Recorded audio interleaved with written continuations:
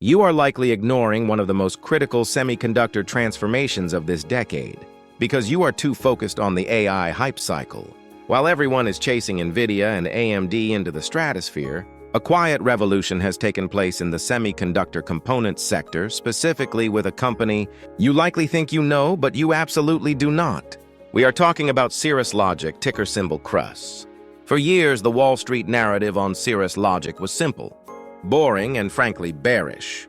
They were labeled as just an audio company. They were criticized for being a one-trick pony, heavily dependent on a single customer, Apple. The thesis was that audio is a commoditized feature. Margins would compress, and the company had nowhere to grow.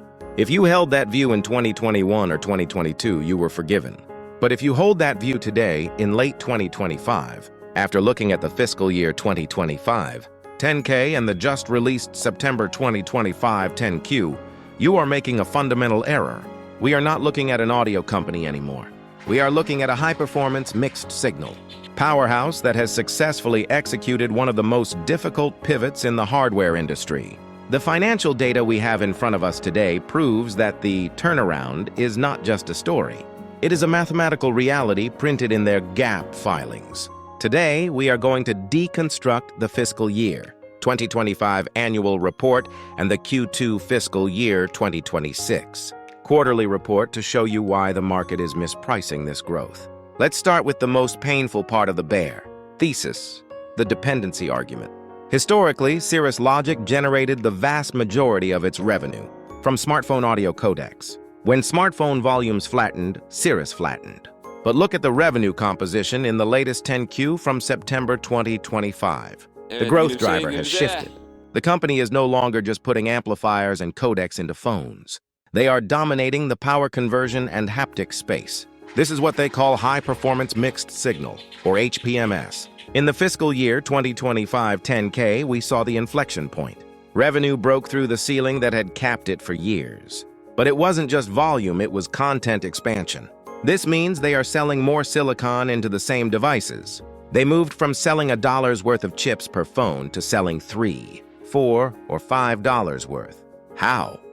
By taking over the battery charging ecosystem, the camera controllers, and the haptic drivers. Now let's look at the raw numbers from the September 2025 10Q. This document is the smoking gun for the growth thesis. In a macroeconomic environment where consumer electronics have been soft, Cirrus Logic reported revenue that didn't just beat expectations, it signaled a structural change in their earnings power. We are seeing revenue figures that suggest the laptop and PC market penetration is accelerating faster than anticipated. Specifically, look at the gross margin profile. In the semiconductor industry, margins tell you everything about pricing power. A commodity company sees margins shrink when volumes go up. A proprietary technology company sees margins expand. Cirrus Logic has consistently maintained gross margins above the 50% threshold. In the latest quarter, despite inflationary pressures on the supply chain, their non-GAAP gross margins remained robust. This tells us that their customers, including their largest customer, value these chips enough to pay a premium. They cannot easily swap Cirrus out for a cheaper competitor. Because Cirrus owns the IP around power efficiency and low-latency mixed-signal processing. The turnaround story here is also about diversification, but not in the way you think. It's not just about finding new customers. It's about finding new sockets within the same customer. The September 2025 report highlights the ramp-up of their next-generation camera controller technology. This is a massive market. Every high-end smartphone is essentially a professional camera now.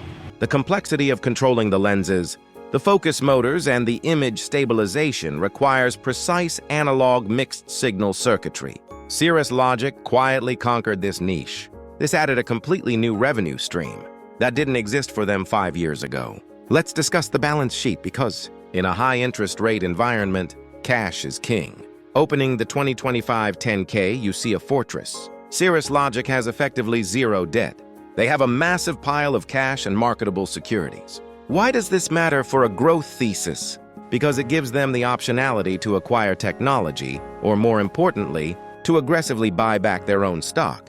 Over the last 2 fiscal years, we have seen a consistent reduction in the outstanding share count.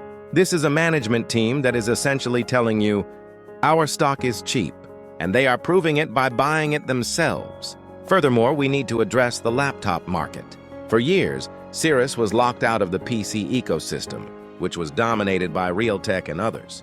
But as laptops became thinner and required better battery life and better audio for video conferencing, the requirements shifted toward what Cirrus excels at: low power and high fidelity. The recent financials show a steady climb in revenue, attributed to the general market and notebook sectors. This is the next leg of the stool. If they can replicate their smartphone dominance in the laptop market, the total addressable market, or TAM, doubles. The Q2 2026 numbers indicate this penetration is gaining momentum. Critically, we must analyze the R&D spending. In the 2024 and 2025 10Ks, you will notice R&D expenses trending upwards. A lazy analyst sees rising costs and calls it a negative. A smart analyst looks at what they are spending on. They are investing heavily in power delivery and fast-charging technologies. The world is moving toward faster charging and higher efficiency. By pouring money into R&D, now, Cirrus is building a moat around the battery interface.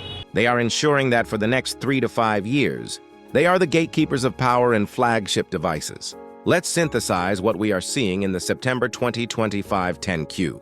We are seeing a company that has successfully diversified its product portfolio while maintaining elite profit margins. We are seeing a balance sheet that is bulletproof. And most importantly, we are seeing growth in new categories: camera controllers, haptics, and power that completely invalidates the just an audio company bear case. The market is efficient, but it is not instant. It takes time for the algorithm to re-rate a stock from a no-growth cyclical to a secular growth compounder. We are currently in that lag period. The financials have turned. The strategy has worked. The products are shipping, but the multiple hasn't fully expanded to reflect this new reality. This is the definition of an asymmetric opportunity.